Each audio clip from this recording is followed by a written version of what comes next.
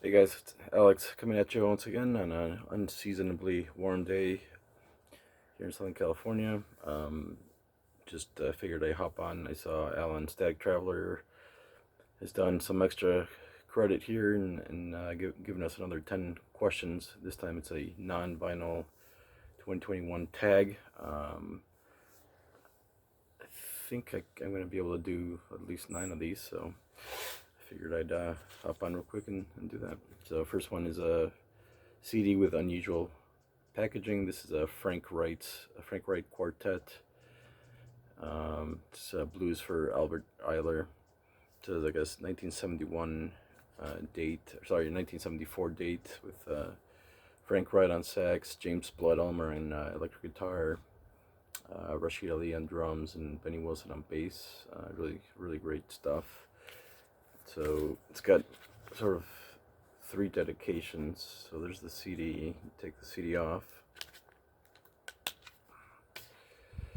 and there's a dedication there to Rashid Ali. Then there's a dedication here to Frank Wright with the booklet, which comes off. And then there's a dedication here to I assume it's Frank, or well, it says to his son Kevin. I assume that's Frank Wright's son. So yeah, kind of unusual to have this booklet like this, which of course doesn't stay on very well because it's so the way that it's cut into like that. But yeah, really cool one. It's kind of a later release on USB disc. Yeah, from 2011, Frank Wright stuff. Next is a book that you've come back to often. It's a fantastic, and if you know anything about some of these Japanese guides that are out there for a lot of different genres. So this is one that's titled Independent Black Jazz of America, and it's basically divided into these chapters, Strata East, Black Jazz, Tribe, Strata, Nimbus, Indian Navigation, and then there's this whole section on I think these are Black Jazz. I think a lot of these are independent private press labels. And there's Japanese only stuff, and then European stuff. So fortunately it's all in Japanese, but it's an amazing resource of a lot of the stuff is pretty obscure. Some of it is a little more well known now, and especially with some of the reissues. But yeah, just an absolutely fantastic guide, and it's you can really it's really well organized. And like I said, it's got every single it's got all the personnel for each of the dates. Beautiful cover art as well. Highly recommend that. Probably not very easy to find in the US though. Next one, box set with many CDs. This is a 17 CD box set Chopin I picked up many years ago. So I think, yeah, I don't know if, I don't think it's like, when they say complete, I don't know if it's how complete it is, but yeah, certainly over 17 CDs you get a lot of the most famous pieces anyway. Prolific guy. A magazine. So a couple things. So one, Alan had shown Wire magazine, which I used to buy, although here in the US it's fairly expensive, so I didn't buy it. I bought it sparingly when I did see it. But many years ago I picked up this one, which is the Wire primer, which is basically taking all of the so they used to have a feature called and they probably still do, called primers in the magazine, and so this is basically all of those features compiled, and it's called a guide to modern music. And just to give you a taste, it's divided into some very interesting sections. You got rock. You got Beefheart, Fall. Then you got Noise, No Wave. It's chapter just on Sonic Youth, on Tropicalia, Frank Zappa. And there's funk and hip hop section. James Brown, James Brown, grime, dubstep, Fela Kuti chapter, turntablism chapter. Then there's jazz and free improv section.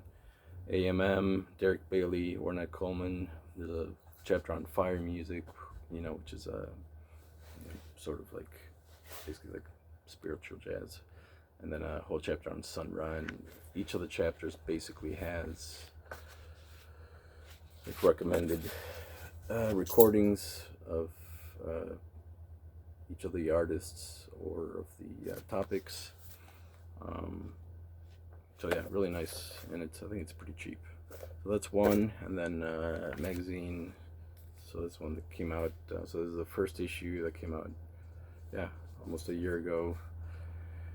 Today, this is the February 2020 issue of Maggot Brain. It was put out by Third Man Records, Jack White's label, obviously. And when I saw they're doing a feature on Alice, I had to grab it. But yeah, the whole magazine is worth it. On this one, they had a Jay Dilla feature, and there's like a nice photography feature on like abandoned malls in the United States. So yeah, I'd like to pick up. I know the second issue had a feature on Moondog, which I'm interested in as well. So that's pretty cool. A non-music item. So this cassette, and I just started to watch Karm's response to this thread. He showed a CD of Neighborhoods, which is what inspired this. So this is basically a compilation by a bunch of current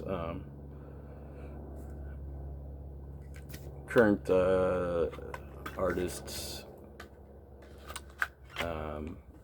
sort of using the same style. So a lot of field recordings, stuff like that. So I would still consider it music, but yeah, certainly more on the sort of ambient and found sound type genre. Something I haven't played in a couple of years. You guys might remember Derek did a soundtrack for this film, Flyover Country. And Derek's pieces are really good actually, but unfortunately I'm not a big fan of any of the rest of the artists on here, and so Derek, I think it's like 8 out of the 25 tracks. Would have been nice for them to release just Derek's contributions, but anyway, I don't have a CD player at the moment anyway, and I don't even have one in my car anymore. So yeah, just one that I have not listened to in quite a long time. DVD related to music. I actually sold a lot of my sort of like DVD. Music DVDs, but I'm showing this because the the music to the film Spirited Away, the Hayao Miyazaki movie from 2001.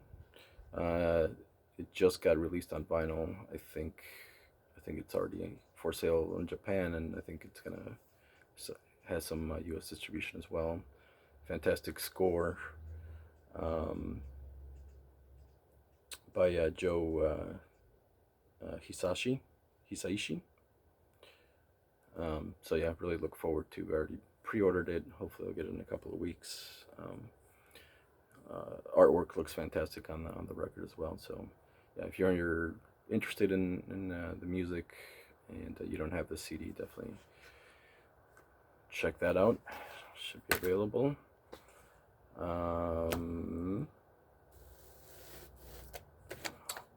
Piece of music I was disappointed in. So I mentioned in my previous video, I started to buy tapes for the first time since I was, like a teenager. Primarily to collect a lot of, 80s electronic music that was only released on cassette. So this is kind of a blind purchase on eBay. It looked kind of promising, it's like a lot of late 80s thing, looks kind of interesting, maybe electronic. But yeah, when I played it, it was absolute, just really, really terrible sort of pop music. Yeah, not good. Piece of music I wouldn't play for my parents. Again, if you want to clear the room, unfortunately for a lot of people, it's Albert Ayler. For some reason, some of these were reissued a few years ago, so I just kind of had bought it just as a novelty, but I don't know, I've held on to it. Just kind of cool to have. 60s jazz record, one of my favorites on cassette. So anyway, thanks for doing this, Alan. Hope to see others partake. Take care, everyone.